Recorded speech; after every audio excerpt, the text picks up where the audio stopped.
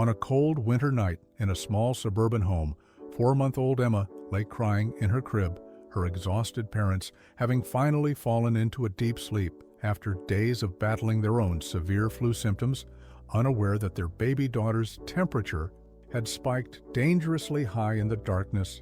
The family's newly adopted rescue puppy, Max, a small mixed breed with one ear that flopped over, raised his head from his bed in the corner of the nursery, where he had taken to sleeping since Emma's arrival, his sensitive ears detecting something wrong in the infant's cries.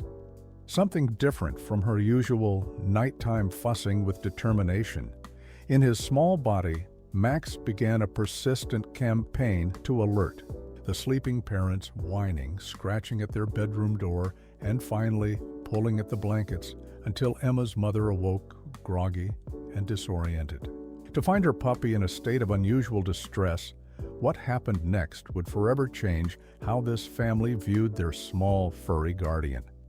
Before we continue this incredible story of canine intuition and heroism, please subscribe to our channel right now so you don't miss any of our heartwarming tales of the extraordinary bonds between animals and the humans they protect.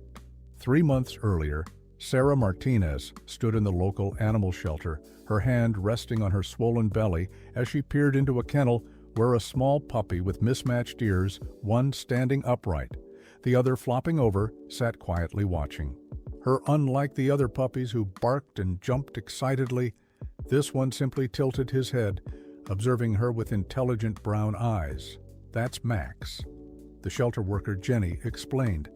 "He was found abandoned in a cardboard box behind a grocery store with his siblings about 8 weeks ago. Unfortunately, he was the only survivor." Sarah felt her heart twist. "Poor little thing, he's so quiet." "That's what makes him special," Jenny replied. "Most puppies his age are balls of energy, but Max seems to sense things differently, more perceptively. I've worked here 7 years and rarely seen a dog so attuned to human emotions. He always knows when someone's sad or anxious, as if understanding they were talking about him." Max stood up and approached the kennel door, his tail wagging gently. Sarah knelt awkwardly, her 8-month pregnant body making the movement difficult, and extended her fingers through the bars. Max immediately gave them a gentle lick. "I don't know, Jenny," Sarah sighed. "The timing isn't ideal with the baby coming so soon. Miguel thinks I'm crazy for even considering a puppy right now." Jenny nodded understandingly. Adopting a pet is a family decision, especially with a newborn on the way, but if you're interested, I can put a hold on him, give you time to think it over. Max has been here longer than most puppies. Usually the cute ones get adopted immediately. "Why hasn't he?" Sarah asked, surprised that such an adorable puppy hadn't found a home. "People want playful, exuberant puppies," Jenny explained. "Max is sweet but quiet, thoughtful. Almost some folks find it unnerving, a puppy who watches more than he plays, but I think he's just special." Sarah couldn't explain the connection she felt to the small dog with his watchful eyes and gentle demeanor. She had come to the shelter on a whim, driven by the nesting instinct that had her preparing her home for the baby's arrival. But somehow the idea of this puppy being part of that home felt right. "I'll talk to Miguel tonight," she promised. "Can I bring him by tomorrow to meet Max if he's willing?" Jenny smiled. "Absolutely, we're open until 6 that evening." As Sarah and Miguel sat at their kitchen table, she broached the subject carefully. "I went to the animal shelter today." Miguel looked up from his pasta, surprised. "The animal shelter? Why?" "I'm not sure exactly," Sarah admitted. "Something about making our house a home before the baby comes. I just wanted to look, and there was this puppy, Miguel, a special little one who seemed so gentle and intuitive." Miguel set down his fork, concern crossing his face. "Sarah, we're about to have our first child in less than a month. We have no experience as parents. The last thing we need is the added responsibility of a puppy." "I know it sounds crazy," Sarah acknowledged, "but there was something about him, something different. He wasn't wild or hyper, just watchful calm, almost like an old soul. I can't explain it." But I felt a connection, Miguel sighed, running a hand through his dark hair. Honey, your hormones are all over the place right now. That's probably what you're feeling.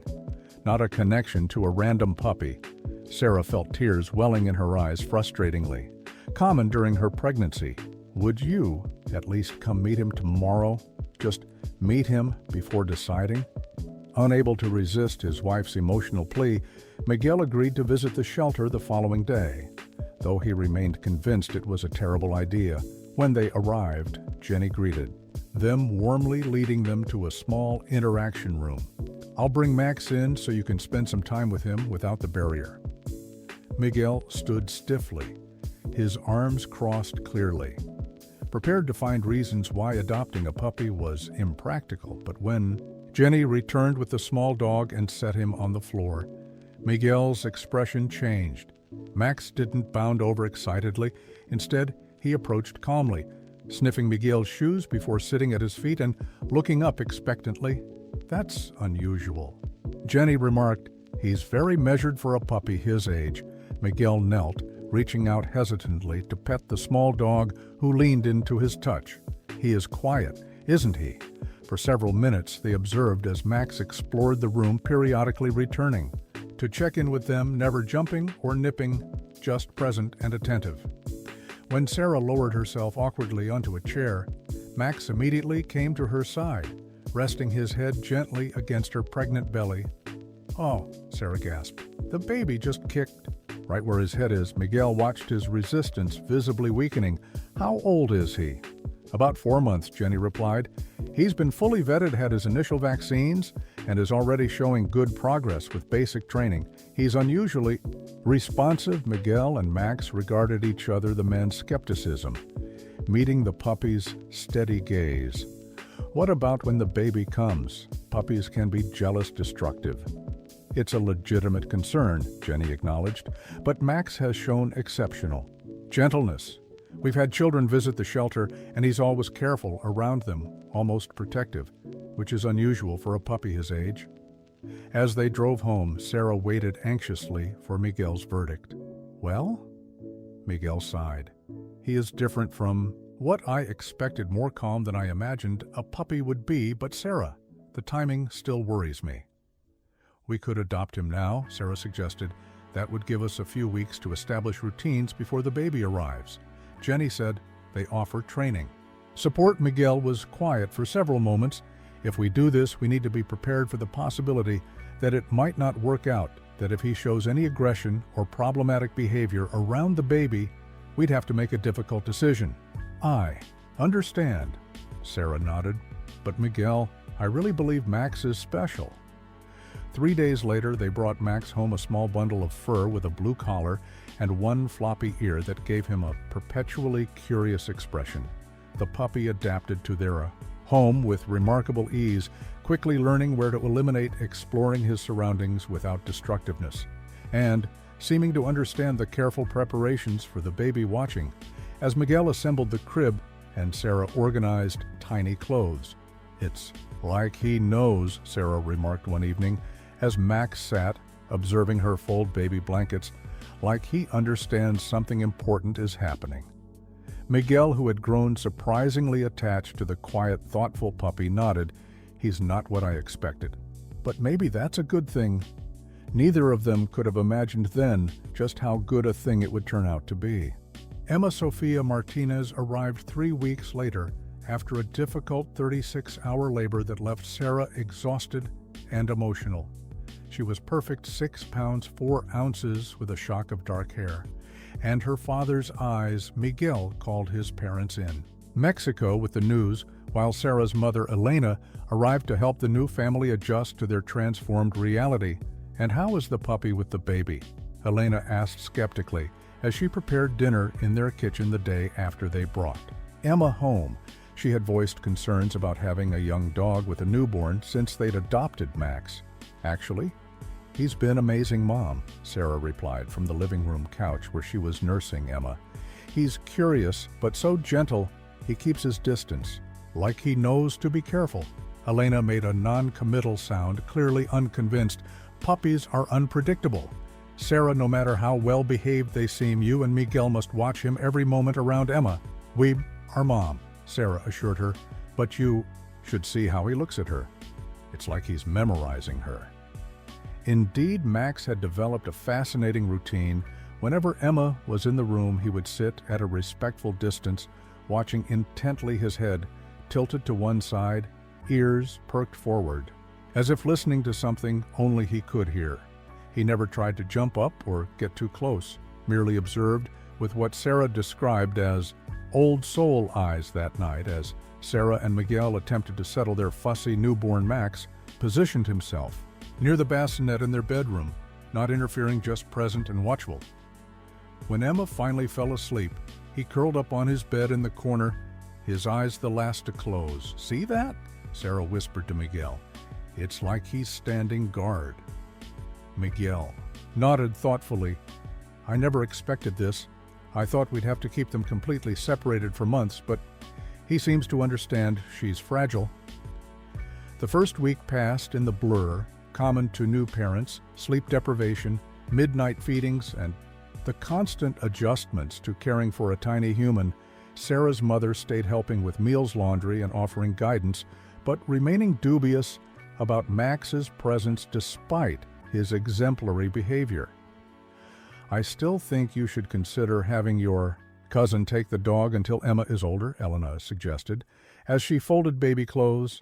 "Babies require all your attention. You don't need the added responsibility." Sarah watched as Max quietly entered the room, circled once, and settled in his spot near Emma's swing. "He's not a responsibility, Mom. He's becoming a help. He alerts us, sometimes even before Emma cries. It's like he can sense when she's about to wake up." Elena rolled her eyes. "Coincidence, maternal instinct is what tells you when your baby needs you, not a dog." But as the days passed, even Elena had to admit there was something unusual about Max's behavior with the baby. He never showed jealousy, never competed for attention, never displayed any concerning behaviors around Emma. When she cried, he would trot to find Sarah or Miguel, leading them back to the baby with obvious purpose. When Elena departed after 2 weeks, Sarah and Miguel settled into their own routines with their daughter and their puppy. Max had begun sleeping in the nursery once Emma was moved there, seeming to prefer being near her, his bed positioned where he could see the crib. "The pediatrician says it's fine, as long as he can't actually get into the crib," Sarah told her friend Jessica during a video call. "He's so clean and quiet in there, and honestly, it gives me peace of mind having him near her like an extra monitor." Jessica looked skeptical. "Aren't you worried he might get jealous eventually? My sister's dog couldn't handle the wee new baby, and they ended up rehoming him." "Max is different," Sarah insisted.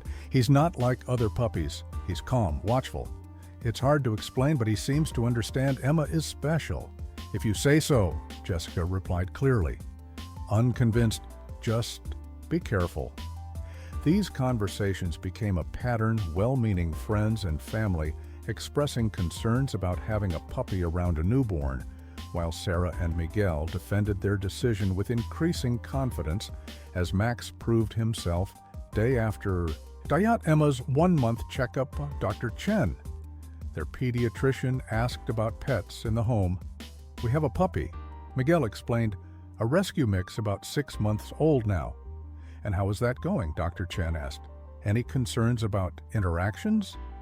"Actually, he's incredible with her," Sarah replied.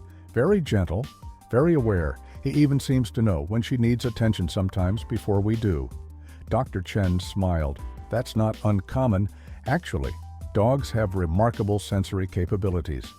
They can detect subtle changes in smell, body temperature, even the sounds babies make before full-blown crying. Some research suggests certain dogs can form strong protective bonds with infants, recognizing them as vulnerable pack members. That's exactly what it seems. Like Miguel agreed, like he's appointed himself her guardian. As long as proper supervision is maintained, that relationship can be quite beneficial, Dr. Chen advised. Studies show children who grow up with pets often develop stronger immune systems and emotional intelligence. Just continue to monitor all interactions as Emma reached 2 months old. Max's attachment to her seemed to grow even stronger. He would position himself near her during tummy time, watching attentively as she worked to lift her head when visitors came to meet the baby. He remained close. His body language relaxed, but vigilant. Sarah's brother David found it unsettling during his visit. "It's weird how he stares at her," he commented, "like he's obsessed or something." "He's protective," Sarah corrected. "Not obsessed, there's a difference." Still, David persisted, "dogs can be unpredictable. Sarah, especially around small kids, you hear stories." "Not our Max," Miguel interjected with finality. "He's earned our trust." What none of them could have anticipated was how profoundly that trust would be tested when Emma reached 4 months old and winter settled over their small suburban community, bringing with it not just cold temperatures, but an aggressive flu season that would catch the Martinez family in its grip. As December arrived, both Miguel and Sarah began feeling the first symptoms of what they assumed was a minor cold, fatigue, sore throat, sniffles. But as Emma remained healthy, they pushed through, continuing to care for their daughter while increasingly relying on Max's calm presence as a small comfort in their exhaustion, unaware that his watchfulness would soon become more than just a reassuring habit. What began as mild cold symptoms quickly escalated for both Sarah and Miguel. Over the next 3 days, their fevers climbing, body aches intensifying, and energy plummeting to alarming levels, Miguel attempted to continue working from home, while Sarah struggled to care for Emma between bouts of chills and exhaustion. "Maybe we should call my mom," Sarah suggested, her voice hoarse as she rocked a fussy Emma. "I can barely hold her. Miguel, I'm so weak." Miguel, who was bundled under 2 blankets on the couch, shook his head. "Your mom just got over her own flu, remember? And she's watching your niece while David and Maria are traveling. We can't risk exposing her or the baby." Sarah knew he was right, but the reality of their situation was becoming frightening. They were both too sick to properly care for their infant daughter, yet had limited options for help. The winter flu had swept through their community, leaving friends and family either recovering themselves or afraid of exposure, especially around a young baby. "We need to call the doctor," Miguel said, finally his own fever having reached 100-102. "This isn't just a cold," the telehealth appointment confirmed their fears. "You're describing classic symptoms of this year's influenza strain," the doctor explained via video call. "It's particularly virulent. I'm seeing entire households affected." "What about our baby?" Sarah asked anxiously. "Emma is only 4 months old. Has she shown any symptoms? Fever, coughing, irritability?" The doctor asked. "No, she seems fine so far, just her normal self," Miguel answered. "That's good. The maternal antibodies may be providing some protection since you're breastfeeding Sarah," the doctor explained. "But you'll need to be extremely vigilant. Monitor her temperature regularly, watch for any changes in behavior, breathing difficulties, or decreased appetite." The doctor prescribed antiviral medication for both adults, arranged for it to be delivered to avoid them going out, and provided clear instructions on caring for themselves while protecting Emma. Wear masks when handling the baby, wash hands. Frequently limit close face contact as much as possible while still providing necessary care.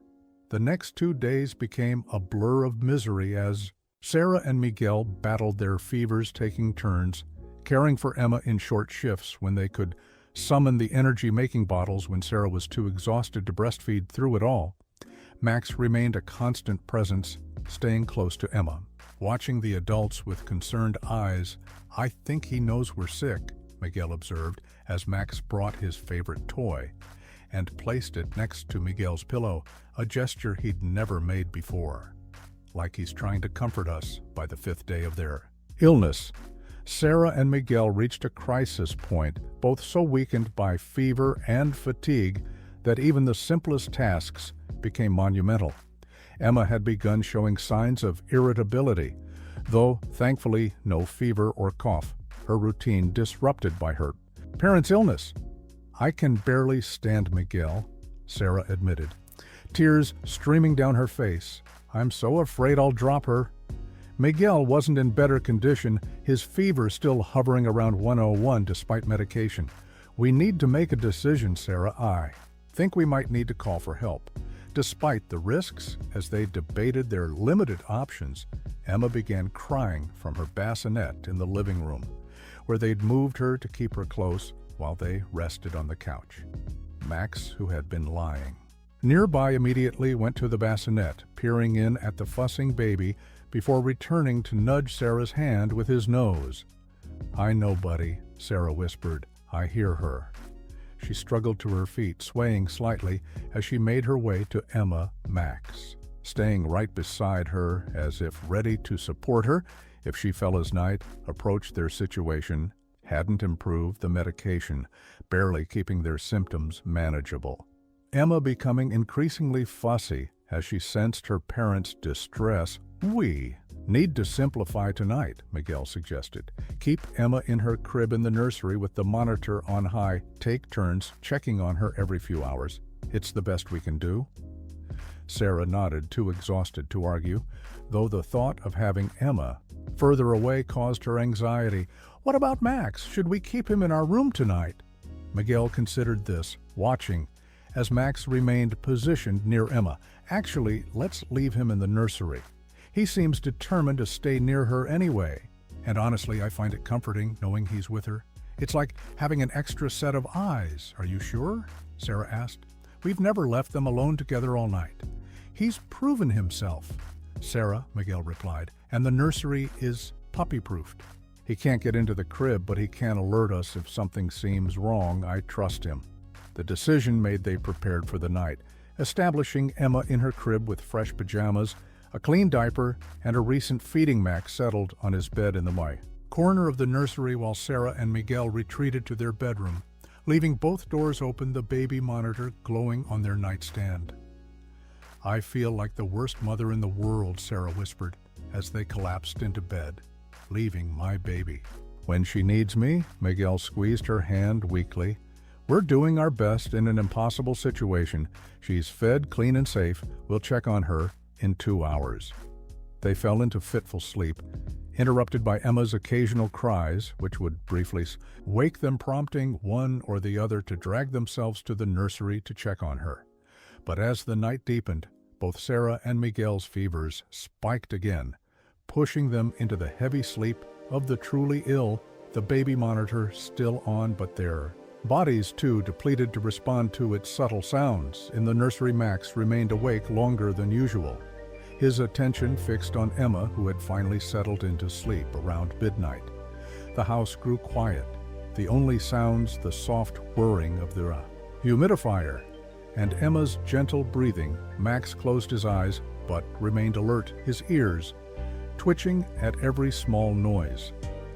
Outside, the winter wind picked up, temperature dropping as a cold front moved through the sleeping neighborhood, while inside the Martinez home, the thermostat maintained a steady warmth, the heater cycling on periodically as the night grew colder and the small family slept, unaware that the quiet night was about to transform into the most critical hours of their lives. It was just past 2 in the morning when Emma stirred in her crib. At first, just small movements, then a whimper. Unlike her usual hungry cry, this sound carried a different quality, higher pitched, more distressed.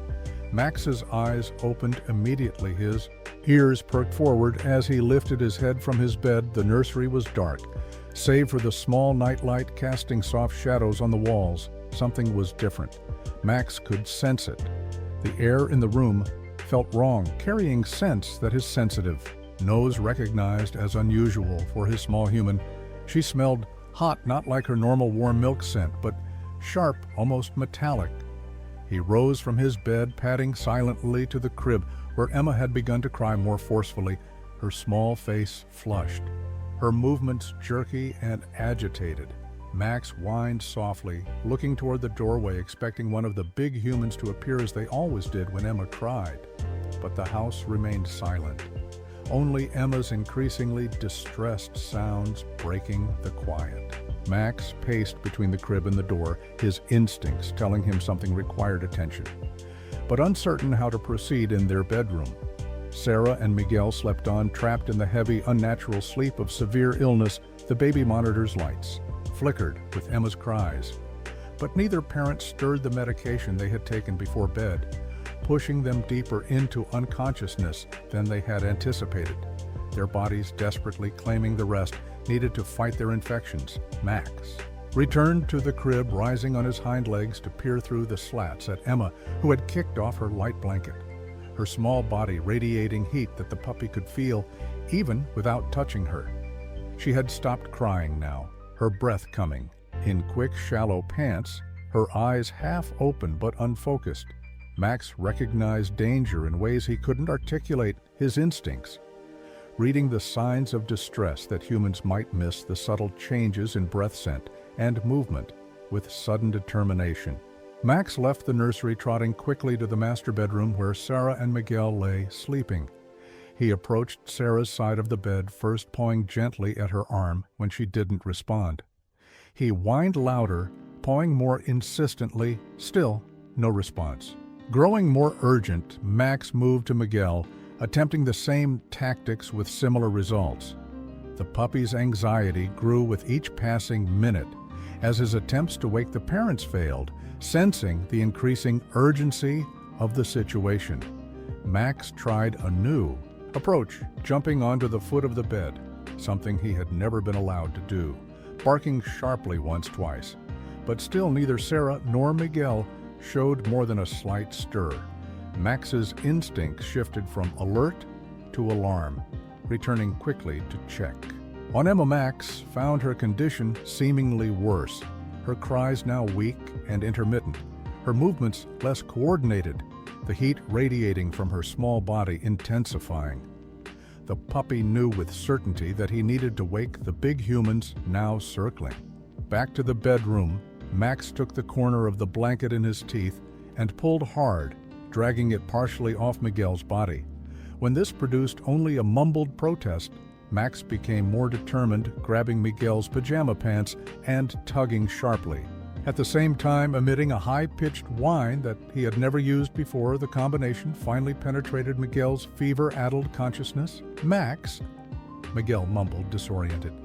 "What's wrong, boy?" The puppy immediately released his grip, racing to the doorway, looking back expectantly before running toward the nursery and back again. Miguel struggled to focus his thoughts, foggy with fever and medication. "Sarah?" He tried to rouse his wife, but she only turned away. Max returned more frantic, now barking insistently, tugging at Miguel's pants again, almost pulling him from the bed. The unusual behavior finally triggering alarm through Miguel's illness. Emma. He realized suddenly, something's wrong with Emma, summoning what little strength. He had Miguel swung his legs over the side of the bed, standing unsteadily as Max continued his urgent communication, running between Miguel and the hallway, practically dancing with agitation. Miguel followed the puppy, staggering slightly as he made his way to the nursery. "Oh my God!" Miguel gasped as he reached Emma's crib, the sight of his daughter sending a surge of adrenaline through his system, instantly clearing some of the fog. Emma lay flushed and listless, her pajamas soaked with sweat, her breathing rapid and shallow. Touching her forehead, Miguel felt intense heat radiating from her skin. "Sarah!" He called out, his voice breaking with fear. "Sarah, wake up! Emma's burning up!" In the bedroom, Sarah stirred at the sound of Miguel's panicked voice, struggling against the medication-induced heaviness. Max, now at her bedside, barking insistently, she forced her eyes open. "What's happening?" "It's Emma," Miguel called back, already lifting their daughter from the crib. "She's burning. With fever, we need to go to the hospital now." Sarah forced herself upright, the urgency of the situation cutting through her illness, with maternal instinct moving on autopilot. She grabbed her phone, checking the time, 2:37 a.m., then quickly dialing 911 as she stumbled toward the nursery. "My baby," she told the dispatcher, her voice trembling. "She's 4 months old with a dangerously high fever. We need an ambulance." Miguel had carried Emma to the bathroom, wetting a washcloth with cool water. and gently wiping her face and neck, trying to bring down her temperature. While they waited, Max following closely. Maintaining constant visual contact with the baby, "They're sending an ambulance," Sarah reported, joining them in the bathroom, her own. Illness momentarily forgotten in the face of her daughter's crisis. "How did this happen? She was fine when we put her down." "Fevers can spike quickly in babies," Miguel said, remembering something their pediatrician had mentioned. "But how did we not hear her on the monitor?" "Why didn't we wake up?" Sarah's eyes filled with tears as the reality of what had happened began to sink in. The medication, we were both so exhausted. Her gaze fell on Max, who sat vigilantly nearby, watching Emma with unwavering attention. "Max woke you, didn't he?" Miguel nodded.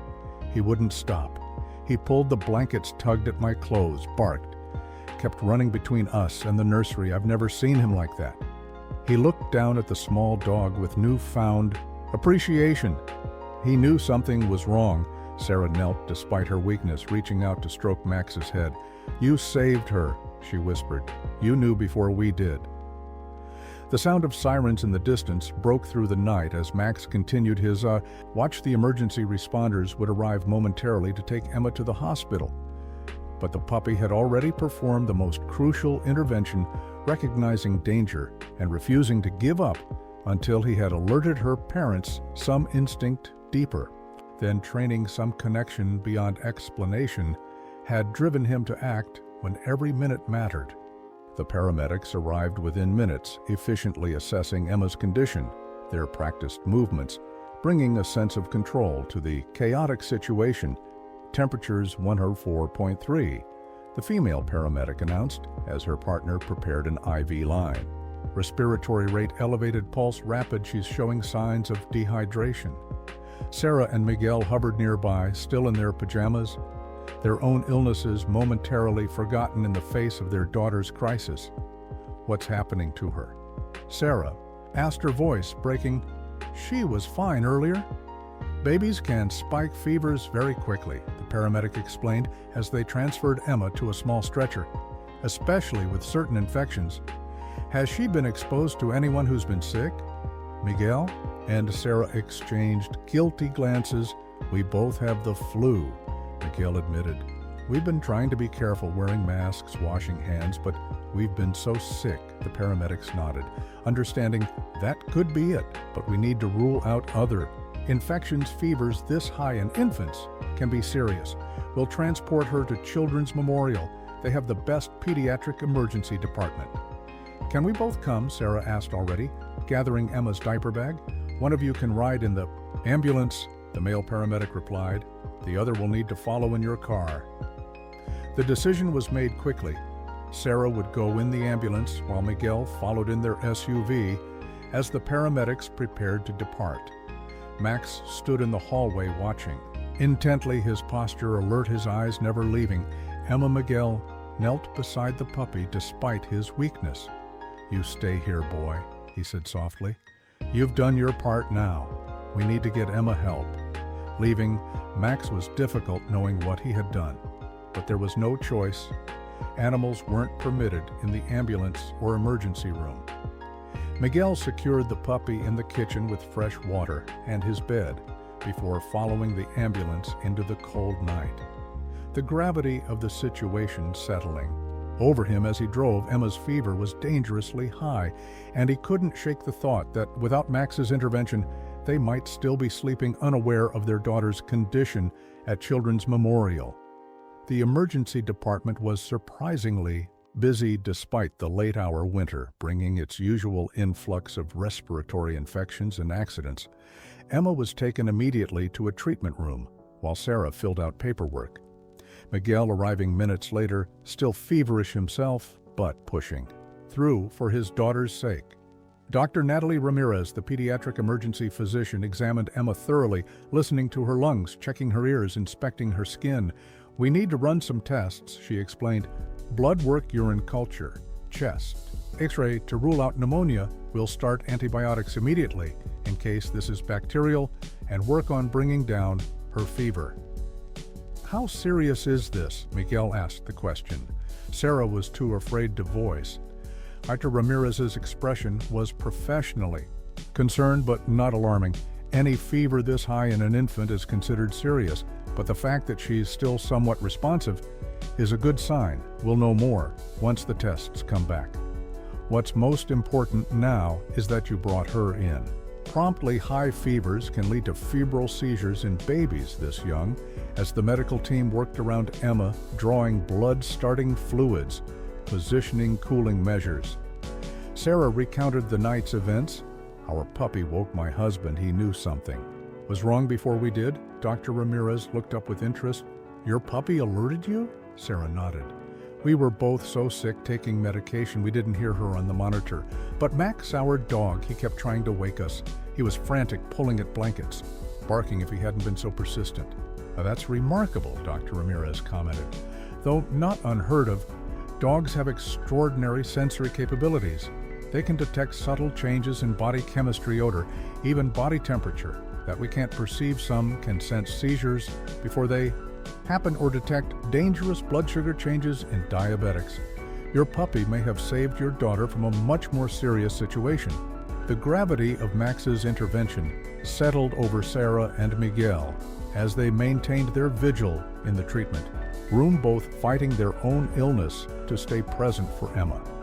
The next hours passed in a blur of medical terminology, test results, and monitoring Emma's temperature, gradually responding to the treatment, dropping to 103, then 102, bringing cautious optimism from the medical team. Around 6 in the morning, Dr. Ramirez returned with results. The blood work shows elevated white cells indicating infection.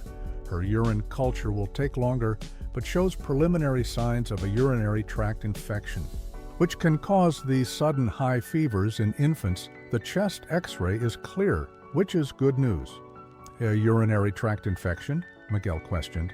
"How does a baby get that?" "They're actually not uncommon in infants, especially girls," Dr. Ramirez explained. "Bacteria can more easily travel up the urinary tract.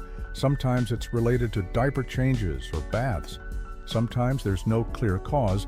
The good news is we can treat it effectively with antibiotics." "Will she be okay?" Sarah asked the only question. That mattered. Dr. Ramirez smiled reassuringly. With the prompt treatment she's receiving, her prognosis is excellent. We'll need to keep her at least overnight, possibly longer, depending on how quickly she responds to the antibiotics, but I expect a full recovery. "And if we hadn't brought her in when we did?" Miguel couldn't help asking, thinking of Max's desperate attempts to wake them. Dr. Ramirez's expression grew more serious. Prolonged high fevers in infants can lead to complications, including seizures and rarely more severe neurological issues. The fact that you got her treatment so quickly significantly reduces those risks. Your puppy's alertness may have prevented a much more serious situation as dawn broke over the hospital. Sarah and Miguel took turns resting in the uncomfortable visitor chair beside Emma's crib, their own illnesses still evident but secondary to their daughter's needs. Sarah called their neighbor, Mrs. Chen, asking her to check on Max, feed him, and let him into the backyard, explaining briefly what had happened. "That little dog is a hero," Mrs. Chen declared. "I'll take good care of him, don't you worry." By mid-morning, Emma's condition had noticeably improved, her fever down to 1, her responsiveness increasing, though she remained irritable and uncomfortable. The antibiotics beginning their work against the infection, Miguel had stepped out to call his parents in Mexico, updating them on the situation when Sarah noticed Dr. Ramirez in conversation with another doctor in the hallway outside Emma's room. "That's the case I was telling you about." She overheard Dr. Ramirez saying, "The puppy alerted the parents when their baby's fever spiked. It's remarkable, especially for an untrained dog with no previous medical detection history." The other doctor looked interested.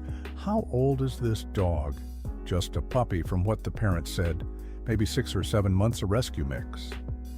"Fascinating," the other doctor replied. "There have been studies on canine medical detection, but usually with trained adult dogs. This sounds like pure instinct combined with attachment.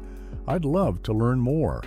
Emma remained in the hospital for 3 days, her small body gradually winning the battle against the infection that had caused her frightening fever. spike throughout the ordeal. Sarah and Miguel maintained a constant presence at her bedside, taking turns resting while the other watched over their daughter despite their own lingering illness. By the third day, Emma's fever had completely resolved, her appetite returned, and the pediatric team pronounced her ready for discharge. "You'll need to continue the oral antibiotics for 10 days, Dr. Ramirez instructed as she prepared the discharge paperwork, and we'll want to see her for a follow-up next week to make sure the infection is completely cleared." Sarah nodded, carefully packing Emma's things while Miguel secured the car seat they had retrieved from their vehicle. "What about prevention? Is there anything we can do to make sure this doesn't happen again?"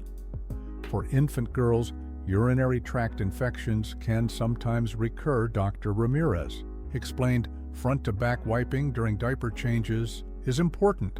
Regular baths without bubble bath products and keeping her well hydrated all help, but sometimes they just happen despite the best care."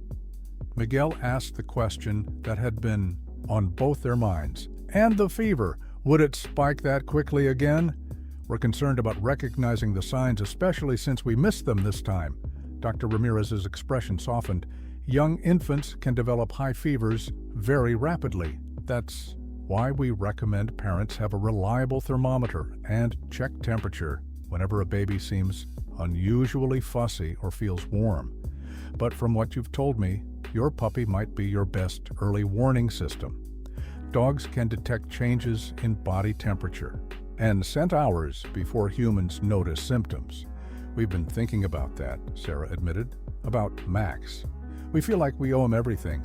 "I'd say that's accurate," Dr. Ramirez agreed. "His intervention was quite remarkable, especially for an untrained animal.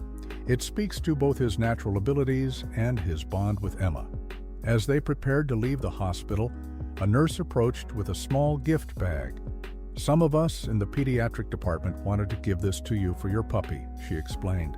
"When we heard the story of how he alerted you to Emma's fever, we were all so touched." Sarah accepted the bag with surprise, finding a plush toy shaped like a bone, a bag of premium treats, and a small bandana printed with the words "Hero Dog," her eyes filled with tears. "That's so thoughtful. Thank you. Please thank everyone for us." "Dogs are remarkable creatures," the nurse said, smiling, "especially when they form those special bonds. Sometimes I think they understand more than we give them credit for." The drive home was quiet. Emma, sleeping peacefully in her car seat, the crisis passed, leaving in its wake a profound gratitude and a new appreciation for the small puppy waiting at home. Sarah's neighbor, Mrs. Chen, had been caring for Max during their hospital stay, sending regular updates and photos to reassure them. "I wonder if he knows what he did," Miguel mused as they turned onto their street.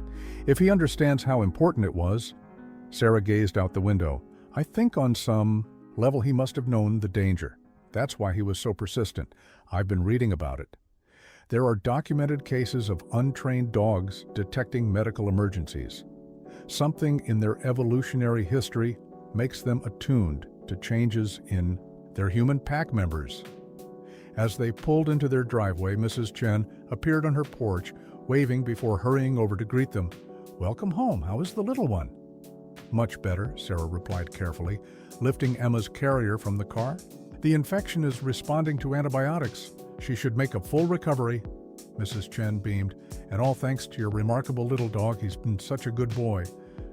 While you were gone, though, I think he missed you terribly. He kept checking the front windows." "Where is he now?" Miguel asked.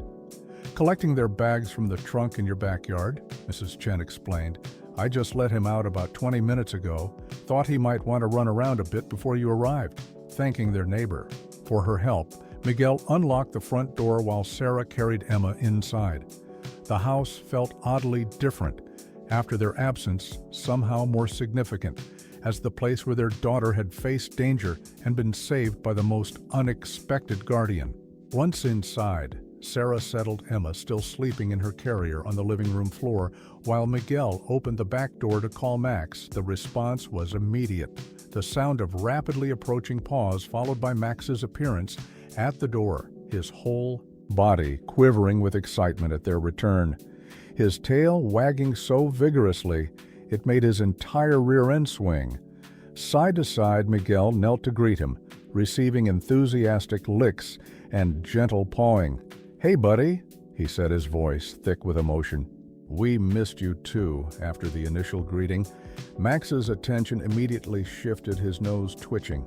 As he registered Emma's scent in the house, with obvious purpose, he trotted to the carrier where she slept, sniffing carefully around the edges. Before sitting beside it, his posture alert but calm, his attention completely focused on the baby, Sarah knelt beside him, wrapping her arms around his small body. "Thank you," she whispered into his fur. "You saved our baby girl." Max leaned into her, embraced briefly before returning his attention to Emma, maintaining his self-appointed position as guardian. The intensity of his focus, remarkable for such a young dog. That evening, as they settled back into their home routine, Sarah and Miguel observed Max's behavior with new appreciation. He remained consistently near Emma, not hovering but present, alert to her sounds and movements, in a way that now seemed less like curiosity and more like dedicated vigilance. "It's like he knows his job now," Miguel commented as they watched Max position himself near Emma's playmat during her tummy time, "like he's officially appointed himself her protector." Sarah nodded. "The shelter worker Jenny told me she thought he was special, different from other puppies, more perceptive." She was right. We just didn't understand how right until now. As night approached, the question of sleeping arrangements arose naturally. "Should we keep Emma in our room tonight?" Miguel asked as they prepared for bed, both still recovering from their illness, but significantly improved. Sarah considered this, watching as Max settled on his bed in the nursery, his eyes tracking Emma as Miguel placed her in the crib. "Honestly, I think she might be safer with Max near her. Then, with us, he's already proven he's more alert to her needs than we were." Miguel nodded in agreement. "The nursery it is then, with the door open and the monitor on, but I have to admit I'll sleep better knowing Max is with her that night." As the Martinez family settled into sleep, the household had subtly transformed. The relationship shifted by crisis and rescue. Emma safely in her crib, Max vigilant nearby, and Sarah and Miguel in their bedroom, the monitor glowing on the nightstand. But their trust now extended beyond technology to include the small dog with the remarkable instincts who had proven himself in the most crucial moment. "Goodnight, Max," Sarah whispered into the darkened nursery before heading to her own bed. "Thank you for being her guardian angel." Word of Max's heroism spread quickly, beginning with Mrs. Chen, who couldn't resist sharing the remarkable story with her book club. The puppy knew the baby was sick before the parents did. She told her friends over coffee and pastries, woke them up in the middle of the night, just in time. It's extraordinary. From there, the story traveled through the neighborhood, then to the pediatrician's office, where nurses and doctors discussed the case with professional interest. One of the nurses had a cousin who worked at the local newspaper, the Riverdale Gazette, always eager for heartwarming local stories, especially during the bleak winter months. "Mrs. Martinez, this is Karen Weber from the Riverdale Gazette." The call came just a week after Emma's return home. "I understand your puppy recently did something quite remarkable with your baby. I'd love to talk with you about possibly featuring your story in our community section." Sarah hesitated, not accustomed to public attention. "It's a very personal story," she replied, watching as Max and Emma engaged in their now familiar routine, the puppy lying patiently near the baby's play gym as Emma batted at the hanging toys. "I completely understand," Karen assured her, "but these kinds of stories can be so inspiring to others, and truthfully, they're a welcome break from the usual news. Our readers love hearing about the special connections between animals and people, especially when there's a happy ending." After discussing it with Miguel, Sarah agreed to a brief interview and photo session on the condition that it remain a simple human interest story without sensationalism. "We're private people," she explained when Karen arrived with a photographer. "We just want to honor what Max did without making it into something bigger than it is." Karen nodded, understanding. "Let's just tell the story as it happened then. What made you decide to adopt a puppy with a newborn on the way?" Most people would consider that challenging. Timing, Sarah recounted their first meeting with Max at the shelter. His unusual calmness, the shelter workers' comments about his perceptiveness, then the development of his relationship with Emma after her birth. Finally, she described with still raw emotion the night of Emma's fever and Max's persistent efforts to alert them. The doctors said if we'd waited until morning to bring her in, the infection could have led to much more serious complications. Sarah explained, her voice catching. Max literally saved her from potential harm. The photographer captured images of the family together, Max's attention consistently drawn to Emma, his posture protective yet gentle. The visible bond between puppy and baby evident in every frame. "I've photographed lots of pets with kids," he commented, "but I've never seen this level of awareness from a dog this young. It's like he's constantly tuned into her." Karen's article appeared the following Sunday, a thoughtful piece titled "Guardian Angel," with 4 paws, how a rescue puppy saved a Riverdale infant. Accompanied by a touching photo of Max watching over Emma, the story emphasized not just Max's heroic moment, but the broader theme of the special bonds that can form between animals and children. What the Martinez family hadn't anticipated was how quickly the story would spread beyond their small community. The Gazette's online version was shared across social media platforms, picked up by several pet-focused websites, and eventually noticed by a producer at the regional morning show. "Good Day Midwest. They want to interview us on television?" Miguel asked incredulously when Sarah relayed the producer's call. "About Max?" Sarah nodded, equally surprised. "They said it's exactly the kind of uplifting story their viewers love, especially since Max is a rescue dog. They think it might inspire more adoptions." From shelters, Miguel looked doubtful. "I don't know, Sarah. We're not looking for attention or fame. We're just grateful our daughter is okay, and that we happen to adopt an amazing puppy." "That's exactly what makes it a good story," Sarah pointed out.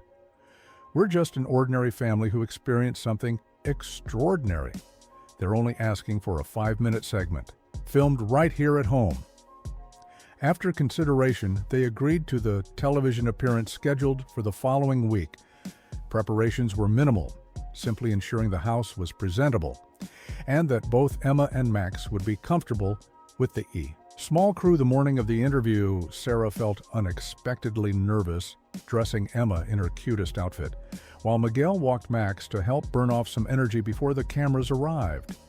The segment itself went surprisingly well. The interviewer, a warm woman named Diane, put them at ease, asking thoughtful questions about their experience, while Max demonstrated his natural attentiveness to Emma, occasionally glancing at the camera crew, but always returning his focus to the baby. "What would you say to people who might be hesitant to adopt shelter pets, especially rescue puppies with unknown backgrounds?" Diane asked toward the end of the interview. Miguel considered the question. "I'd say you might be missing out on meeting an extraordinary companion. We almost didn't adopt Max because of timing concerns about having a new baby. Now we can't imagine our family without him," Sarah added.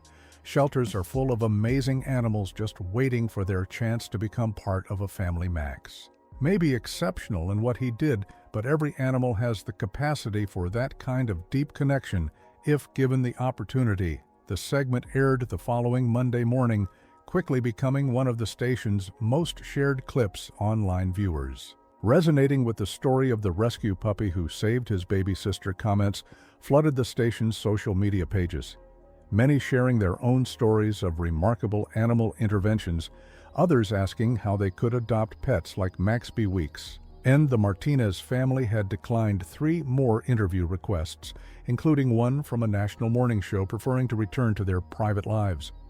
But the impact of their story continued to spread in unexpected ways. Adoptions are up 30% this month, Jenny from the shelter told Sarah during a follow-up call. People are specifically asking about puppies with Max-like qualities, whatever that means. She laughed.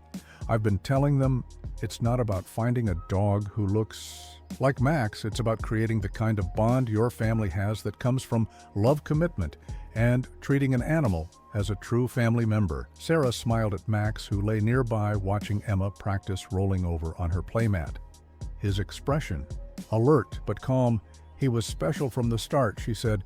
But I think you're right, Jenny. It's the relationship that matters. As she ended the call, Sarah reflected on how their private family story had touched so many lives, inspiring others to open their homes to shelter animals, creating ripples of change they had never intended or anticipated, all because of one small puppy with mismatched ears and an extraordinary connection to a baby girl. Among the many people touched by Max's story was Dr. Eleanor Richardson, a behavioral scientist specializing in animal cognition at Midwestern State University. Her research focused on understanding the untapped potential of domestic animals, particularly dogs and their ability to detect health changes in humans. Watching the Martinez family's television interview, she had been immediately intrigued by Max's untrained detection abilities. Mrs. Martinez. This is Dr. Eleanor Richardson from the Psychology Department at MSU. The call came on a Thursday afternoon while Sarah was folding laundry with Emma, happily babbling in her bouncer. I recently saw your story about Max, and I was wondering if you might be open to discussing a research opportunity. Research? Sarah asked cautiously, having grown wary of the continued attention. What kind of research? I study animal cognition, specifically how some animals can detect health changes in humans. Dr. Richardson explained. Max's ability to sense your daughter's fever without any training is remarkable. From a scientific perspective, I'd love to understand more about his capabilities, potentially as part of a broader study on canine medical detection. Sarah's interest was piqued despite her reservations. What would that involve exactly? Initially just conversation and observation, Dr. Richardson assured her, I'd like to visit your home watch, Max interact with your family, perhaps run a few simple, non-invasive tests to gauge his sensory capabilities. Everything would be completely safe and at your comfort level. After discussing it with Miguel, Sarah agreed to an initial meeting, curious about the science behind Max's remarkable behavior. Dr. Richardson arrived the following week. A tall woman with silver-streaked hair and a warm demeanor, immediately kneeling to greet Max at his level. He's even more impressive in person, she commented, watching as Max divided his attention between the visitor and Emma, who was having tummy time on her. Matt, the focus he maintains on your daughter, while still acknowledging new elements in his environment, shows remarkable cognitive balance, especially for a dog so young. Over coffee. Dr. Richardson explained her research in terms the Martinez family could understand. Dogs have approximately 300 million olfactory receptors compared to our mere 6 million. Their sense of smell is exponentially more sensitive than ours, capable of detecting subtle chemical changes that occur during illness, infection, or other medical events. So Max was smelling Emma's infection? Miguel asked, fascinated. Most likely, yes. Dr. Richardson nodded. Research has shown that dogs can detect changes in volatile organic compounds, the chemical signatures that change when the body is fighting infection. But what makes Max's case particularly interesting is that he did this spontaneously, without training, and at such a young age. She spent several hours observing Max's interactions with the family, noting his behaviors, reactions, and the subtle ways he monitored Emma. He's extraordinarily attentive, she remarked. Notice how he periodically checks on her, even when engaged with other activities. It's not just attachment, it's a form of monitoring toward the end of her visit. Dr. Richardson broached the subject of formal testing. With your permission, I'd like to include Max in a study we're conducting on natural detection abilities in companion animals. It would involve bringing him to our facility occasionally for controlled scent discrimination tests, nothing stressful or invasive, just presenting him with samples and recording his responses. What would be the purpose, Sarah asked, still protective of both Max and their family privacy. Two primary goals. Dr. Richardson explained, first, to better understand how and why some dogs develop these abilities spontaneously without training, which could help us identify more potential detection dogs early, and second, to possibly refine training protocols. For medical alert dogs, currently training service dogs is extremely expensive and time-consuming. If we could identify animals with natural aptitudes and streamline their training, we could make these life-saving companions available to more people who need them. The potential to help others through understanding Max's special abilities resonated with Sarah and Miguel. After careful consideration, they agreed to participate in the study on a limited basis, ensuring it wouldn't disrupt their family life or stress Max. The initial testing session at the university's Animal Cognition Lab revealed fascinating results. Max demonstrated an exceptional ability to distinguish between scent samples, including correctly identifying samples from children with fevers with remarkable consistency. His accuracy rate is among the highest we've ever recorded in an untrained animal, Dr. Richardson told them, reviewing the data. Particularly impressive is his focus. He's not easily distracted, which is unusual in a puppy his age. Over the following weeks, Max participated in several more sessions, each revealing new aspects of his remarkable abilities. He could consistently identify samples from people with various infections, distinguish between different types of bacteria, and demonstrated particular sensitivity to samples from infants. We believe he may have a special affinity for detecting changes in children, possibly due to his bond with Emma. Dr. Richardson explained, some detection dogs specialize this way, focusing on particular conditions or populations. Max seems naturally oriented toward detecting illness in infants and young children. The implications of the research extended beyond just understanding Max. When Dr. Richardson published her preliminary findings in a scientific journal, the Martinez family was kept anonymous, referred to only as Family M, with Max identified as Subject M7. But the data generated significant interest in the scientific community. We've received inquiries from medical researchers around the country, Dr. Richardson told them during a follow-up meeting. Your participation is helping advance understanding of how animals can contribute to early medical detection. This could eventually lead to better training protocols for service dogs, even potentially new diagnostic tools inspired by canine sensory capabilities. For Sarah and Miguel, the scientific validation of Max's abilities provided a different perspective on what they had experienced that frightening night. What had seemed almost magical now had a scientific explanation rooted in Max's extraordinary sensory capabilities and deep bond with Emma. Yet understanding the science didn't diminish the wonder of what had happened.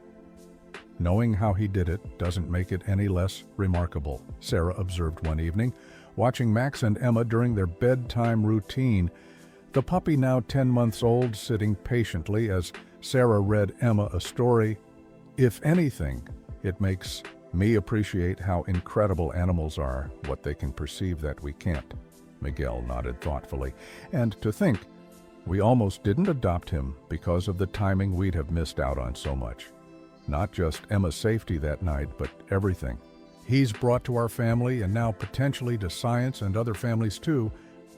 What had begun as a simple family story was evolving into something with potentially far-reaching implications, their ordinary rescue puppy proving extraordinary in ways none of them could have imagined when they first met him at the shelter, with his mismatched ears and watchful eyes. Emma's first birthday arrived on a perfect spring day, the Martinez home decorated with pastel balloons and streamers, the dining room table laden with a small cake shaped like the number 1, and platters of finger foods for the adult guests. Max, Now a handsome year-and-a-half-old dog wearing a bandana that declared "Best Big Brother" watched the proceedings with his usual attentive expression. "I can't believe it's been a year already," Sarah's mother Elena remarked, helping arrange gifts.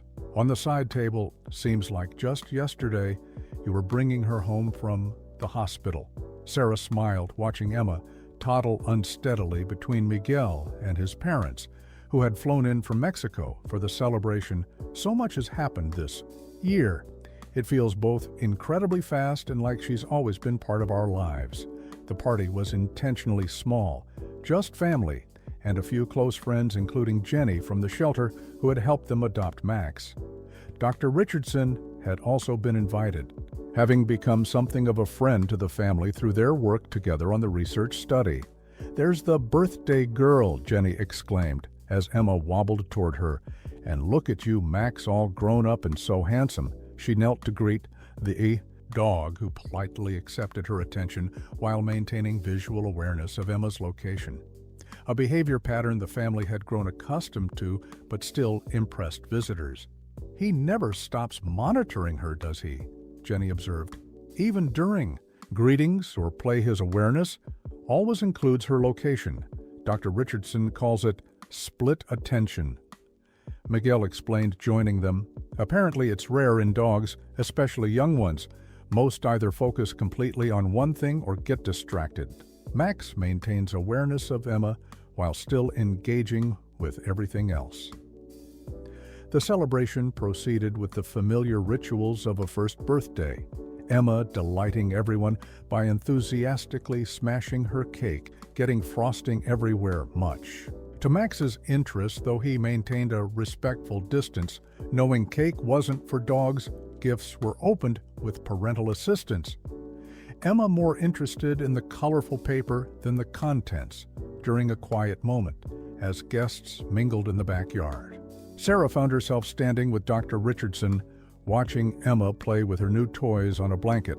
Max lying nearby, alert but relaxed. "I wanted to share some news with you," the researcher said. "We've secured a major grant to expand our study on natural detection abilities in dogs." "That's wonderful," Sarah replied, genuinely pleased. "Will Max still be involved?" "Absolutely, if you're willing," Dr. Richardson confirmed. "But there's more. We'd like to develop a specialized training program for dogs with abilities similar to Max's, focusing specifically on pediatric fever and infection detection. We think there's potential for placing these specially trained dogs in children's hospitals, pediatric oncology wards, even individual homes with chronically ill children." Sarah's eyes widened at the implications, all because of what happened with Max and Emma. Dr. Richardson nodded. "Your family's experience was the catalyst. But the research has taken on a life of its own. We've identified several other dogs with similar natural abilities, though none quite as pronounced as Max's. The potential to help children through early detection of fevers, infections, or medical crises is enormous." Across the yard, Miguel was showing his father the special training area they had established for Max in one corner of the garden. Following Dr. Richardson's program, they had begun teaching Max to alert them more explicitly when he detected certain scents, reinforcing the natural abilities he had demonstrated spontaneously that critical night. "He now has different signals for different situations," Miguel explained proudly. 3 barks for fever, 1 bark, and a paw on the leg. For when Emma is about to have a tantrum, we're still working on that one, but he can sense the change in her body chemistry before the meltdown begins. Miguel's father laughed. "Dogs have always been special, but this is something else entirely. Who would have thought a rescue puppy would become such an important part of your family?" "Not just our family," Miguel replied, watching as Max suddenly stood alert. Ears perked forward, attention focused on Emma, who had begun fussing on her blanket across the yard. "Max is helping us understand how dogs might help." Many families, sure enough, within moments, Emma's fussing escalated into louder cries. Sarah immediately moving toward her. "Someone's ready for a nap." she announced, lifting her overtired daughter. Too much excitement for one day, as Sarah carried Emma inside for her nap. Max followed naturally, her shadow and guardian. The guests watching with admiration the bond between dog and child, evident in every interaction. "It's remarkable," Jenny commented to Miguel. "When I first met Max at the shelter, I knew he was special, but I never imagined this. Neither did we." Miguel acknowledged, "We just wanted a family pet. We had no idea we were bringing home a medical detection specialist."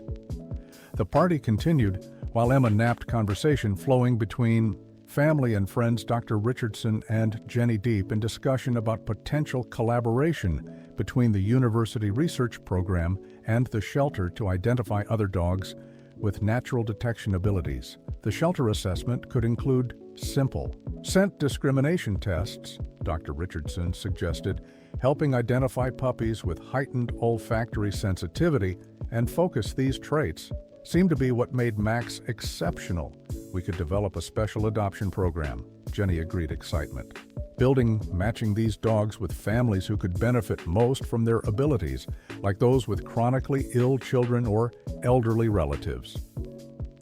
Miguel listened to their conversation with interest, realizing how far-reaching the impact of their family's experience had become. What had begun as a simple adoption, a puppy joining a growing family, had expanded into scientific research, medical detection programs, and potentially life-saving interventions for vulnerable populations. When Sarah returned from settling Emma for her nap, Max still at her side, Miguel pulled her into a warm embrace. "Happy thoughts?" she asked, smiling at his spontaneous affection. "Just grateful," he replied. "For Emma, for Max, for everything that's come. From that terrifying night, even the scary parts led us here," Sarah nodded, understanding. "It's amazing how life works, isn't it?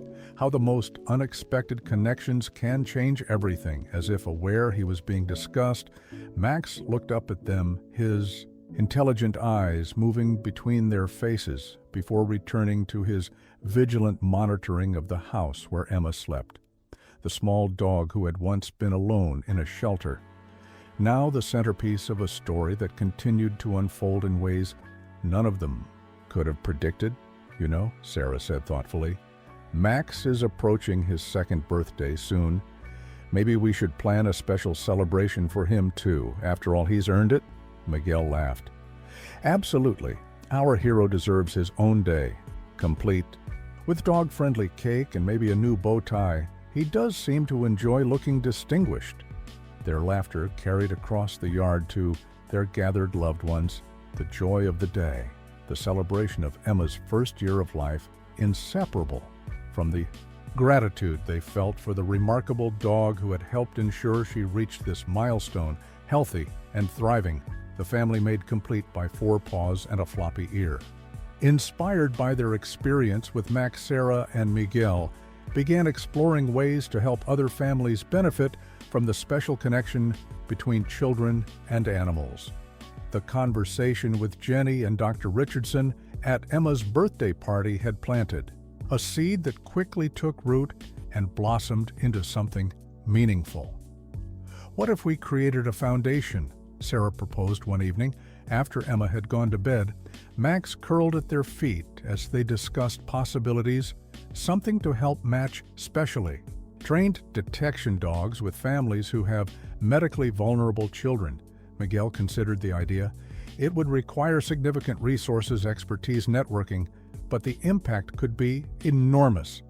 Helping families get early warning systems like we had with Max, they began researching existing organizations, discovering several that trained service dogs for children with conditions like diabetes, epilepsy, or severe allergies. But the waiting lists were years long, the costs prohibitive for many families, and few programs focused specifically on infection detection for immunocompromised children. "There's a real gap here," Sarah noted, reviewing their findings, especially for families with children undergoing treatments that compromise their immune systems like chemotherapy or after organ transplants. Early detection of infection can be literally life-saving for them. With characteristic determination, They began laying groundwork, meeting with nonprofit consultants, exploring funding options, and connecting with medical professionals who worked with immunocompromised children. Dr. Richardson's research provided scientific credibility, while Jenny offered expertise in identifying suitable rescue dogs with the right temperament and sensory capabilities. 6 months after Emma's birthday party, the Martinez family officially launched Paws for Protection, a nonprofit foundation dedicated to training and placing medical alert dogs with families of immunocompromised children. At minimal or no cost to those who couldn't afford it, Max naturally became their ambassador. His story, the foundation of their mission. "We never want another family to experience what we did," Sarah explained during their foundation's launch event. Held at the local children's hospital, the terror of realizing your child is in danger too late. But not every family is fortunate enough to have a Max who intuitively knows when something is wrong. That's why we're creating a program to identify, train, and place dogs specifically for infection detection. The response was immediate, and overwhelming applications from families poured in, along with offers of support from volunteers, veterinarians, trainers, and potential donors, many touched by the simple yet powerful story of a rescue puppy who had saved his baby sister. "We need to be careful not to grow too quickly," Miguel cautioned as they reviewed applications in their newly established small office space. "Quality has to remain our priority, matching the right dog with the right family, providing proper training and follow-up support." Their first placement came 3 months after launching a chocolate Labrador named Bella, specially trained to detect fevers and respiratory infections, going to the Peterson family, whose 6-year-old son Jacob was recovering from a bone marrow transplant. The training process had been intensive, building on Max's natural abilities, but with structured protocols developed through Dr. Richardson's research. "Bella alerted us last night," Cynthia Peterson called to report 2 weeks after receiving their dog. "Jacob had no symptoms, but we took his temperature based on her signal. He had the beginning of a fever. We contacted his doctor immediately and caught the infection before it could take hold." The oncologist said this early intervention potentially saved us from a hospital admission. Similar success stories followed as more dogs completed training and joined vulnerable families, becoming not just medical monitors, but beloved companions, bringing comfort and security to children facing serious health challenges. Max, meanwhile, continued his own important work, both as the prototype for their training program and as Emma's devoted guardian. Now, with more structured responses to the health changes he detected, "It's fascinating to see how he's evolved," Dr. Richardson remarked during one of her regular visits. "He's maintained his natural instincts while incorporating the formal training. Extremely rare to see this level of adaptability." As the foundation grew, so did media interest. Their story featured in medical journals, parenting magazines, and eventually a documentary about animal-assisted healthcare, focusing on their pioneering work in infection detection for immunocompromised children. "We never sought this kind of attention," Sarah confessed to Miguel after a particularly high-profile television interview. "Sometimes I worry we're too exposed," Miguel nodded, understanding. "But the visibility helps the mission, helps families who need these dogs. Without the media coverage, we wouldn't have the donations or reach to make a difference." Their concerns about privacy were balanced against the foundation's needs findings. The right equilibrium between public advocacy and personal boundaries, particularly regarding Emma, now a spirited toddler whose every milestone was witnessed by her faithful canine companion.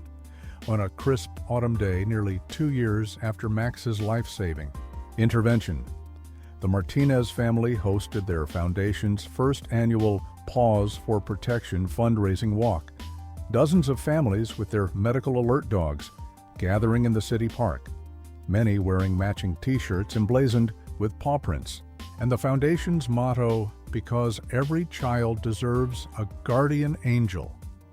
"I still can't believe this all started with one night, one puppy, one fever," Sarah remarked, watching the gathering of families and dogs Max sitting attentively at her feet. While Emma, now 2.5 years old, chattered excitedly about the doggy parade, sometimes the smallest moments change everything. Miguel replied, squeezing her hand, "Just think of all the children who are safer now because of what happened." That night, among the attendees, was Jenny from the shelter. Beaming with pride at what her intuition about a quiet puppy had helped create, "I always knew Max was special," she told them, "but this is beyond anything I could have imagined. An entire foundation built around his abilities, helping so many families." Dr. Richardson joined them, clipboard in hand, still collecting data, even at a social event. "We've documented 17 prevented hospitalizations so far," she reported, "early interventions that potentially saved these children from serious complications. The medical community is finally taking notice, publishing our findings in the Pediatric Journal next month." As they prepared to lead the ceremonial first lap around the park, Emma insisted on holding Max's leash, Miguel helping her grip it properly while Max patiently adjusted his pace to her toddler steps. The image capturing perfectly the foundation of their mission, the unbreakable bond between a child and her protective companion. "Ready?" Sarah asked, looking at her family. Max's alert eyes meeting hers briefly before returning to his constant, gentle monitoring of Emma. "Ready?" Miguel confirmed, lifting Emma onto his shoulders for the opening ceremony, her delighted giggles carrying across the gathered crowd. "Let's show everyone what's possible when we pay attention to the extraordinary gifts animals bring to our lives." With Max leading the way, tail gently wagging, they stepped forward together, a family transformed by crisis into advocates, guardians of a mission that had grown from one puppy's remarkable instinct into a movement helping vulnerable children across the country. 3 years had passed since that fateful winter night when Max had alerted Sarah and Miguel to Emma's dangerous fever. Emma, now a vivacious 4-year-old with dark curls, and her father's expressive eyes raced through the backyard of their new home, a spacious house with a large fenced yard, selected specifically for its proximity to both the Paws for Protection Foundation headquarters and a yard suitable for their expanding canine family. Max, now a dignified 5-year-old, remained Emma's constant companion, his muzzle showing just the slightest hints of gray, his devotion unwavering as he followed her adventures with patient vigilance. In the years since his life-saving intervention, Max had become not just a family pet, but a certified working dog, splitting his time between home life with Emma and demonstrating detection techniques for the Foundation's training program. "Careful on those rocks, Emma," Sarah called from the patio, where she was reviewing applications for their newest initiative, a scholarship program for families who couldn't afford the minimal fees for medical alert dogs. "Max will keep me safe, Mama," Emma called back confidently, her hand resting casually on the dog's back as she navigated the decorative stone border of the garden path. "He always does." Sarah smiled at her daughter's absolute trust in her canine protector, a relationship that had evolved from newborn and puppy to an inseparable partnership. The special bond between them had only deepened. With time, Max, sensing Emma's needs, moods, and potential health issues with uncanny accuracy, while Emma had grown up understanding implicitly the value of his watchful presence. The sound of the back gate opening announced Miguel's return from the home Foundation office. Max's ears perking up, but his position beside Emma unchanged, until Miguel approached carrying a pet carrier. "Looks like everyone's enjoying the sunshine," he observed, setting the carrier down carefully. "Did you bring him?" Emma asked excitedly, bouncing on her toes. "Is that our new puppy?" Miguel nodded. "This is Charlie. He just completed his initial assessment and he's ready to meet his foster family." "That's us." Sarah joined them as Miguel opened the carrier door, revealing a small tricolor puppy with oversized paws and bright, intelligent eyes. "He's from Max's latest training group?" she asked, as the puppy cautiously emerged, sniffing the air, top of his class in scent. "Discrimination," Miguel confirmed. "Dr. Richardson thinks he might have even greater sensitivity than Max did at this age, especially for respiratory infections. The Williams family has been waiting for a dog like him for their son Tyler. The Williams family had been on their waiting list for nearly a year. Their 6-year-old son Tyler, battling cystic fibrosis, a condition where early detection of lung infections could prevent dangerous complications and hospitalizations. Charlie would spend the next 3 months with the Martinez family for specialized training before being placed permanently with Tyler. Max approached the puppy with dignified interest, sniffing him thoroughly before seemingly giving his approval, stepping back to allow Charlie to explore his new temporary home. The younger dog immediately drawn to Emma, who had knelt at his level, offering her small hand for inspection. "He's going to help a little boy like me, right, Daddy?" Emma asked, remembering the family conversations about their foundation's mission. "That's right, mija," Miguel answered. "Charlie will be Tyler's special friend and helper, just like Max is for you." "Max saved me when I was a baby," Emma stated, with the certainty of a child who has heard her own origin story many times. "And now he helps other dogs learn to save kids too." Sarah marveled at her daughter's simple understanding of their complex work. Emma had grown up surrounded by the Foundation's activities, absorbing its mission through observation and age-appropriate explanations. She understood that Max was special, that he had done something important for her, and that now they helped other families have similar protection. The afternoon progressed. Charlie settled into the household, exploring under Max's watchful supervision, the older dog seeming to understand his role as mentor to the puppy, who would soon carry on similar responsibilities with another child. The Martinez family had fostered 5 puppies before Charlie, each one eventually placed with a family in need of their special abilities, each success strengthening their Foundation's reputation. And reach that evening, as Sarah tucked Emma into bed, Max in his customary position beside her nightstand, the little girl asked a question that caught her mother by surprise. "Mama was almost an angel?" Sarah paused, taken aback. "What do you mean, sweetheart?" "Tyler's mommy told me that without his medicine he might become an angel," Emma explained, "and Max saved me from being sick, so was I almost an angel too?" Sarah sat on the edge of the bed, choosing her words carefully. "You were very sick as a baby, Emma, with a high fever that could have been dangerous. But Max helped us know you needed medicine right away, so you got better quickly." Emma nodded, thoughtfully petting Max, who had moved closer at the mention of his name. "That's why we help other kids get special dogs, right? So they don't become angels too soon." Tears pricked at Sarah's eyes at her daughter's innocent understanding of their Foundation's purpose. "That's exactly right, sweetheart. That's why what we do is so important." After Emma had fallen asleep, Sarah recounted the conversation to Miguel as they sat on the patio watching Max and Charlie in the yard. "She understands more than we realize," she concluded. "In her own 4-year-old way, she grasps exactly why the Foundation matters." Miguel nodded. "From the mouths of babes, as they say." He reached for Sarah's hand. "Sometimes I wonder what would have happened that night if we hadn't adopted Max, if we'd listened to all the people who told us a puppy and a newborn was a bad idea." "I try not to think about it," Sarah admitted, "but then I remember that because of what happened, dozens of children now have their own Max, their own early warning system, their own furry guardian angel." Across the yard, Max demonstrated remarkable patience as Charlie playfully pounced around him. The contrast between the dignified, experienced dog and the exuberant puppy striking, yet connected by purpose, by potential, by the special abilities they shared to protect the most vulnerable. The Foundation had grown beyond the Martinez family's initial vision.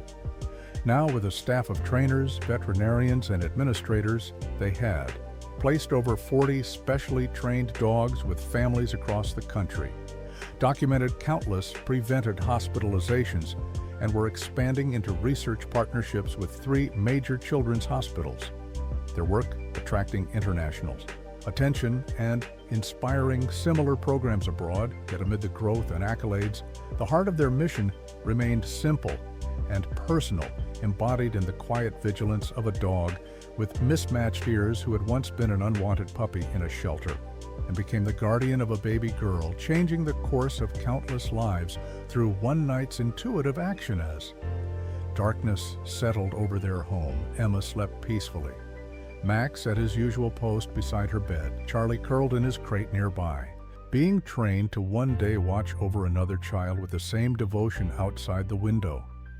Stars appeared one by one in the night sky, each like the ripple effect of one small puppy's remarkable instinct, spreading outward, touching life after. Life with protection, connection, and love. We should get some rest, Miguel suggested, rising from his chair. Tomorrow's puppy training starts early. Sarah nodded, following his gaze to the bedroom window where she knew Max kept his faithful watch. "Do you think he knows," she asked softly, "how many lives he's changed?" Miguel smiled, wrapping an arm around her shoulders. "I think he only cares about one life, his girl. The rest of this amazing journey that's just us humans following the wisdom of a dog who knew exactly what mattered most."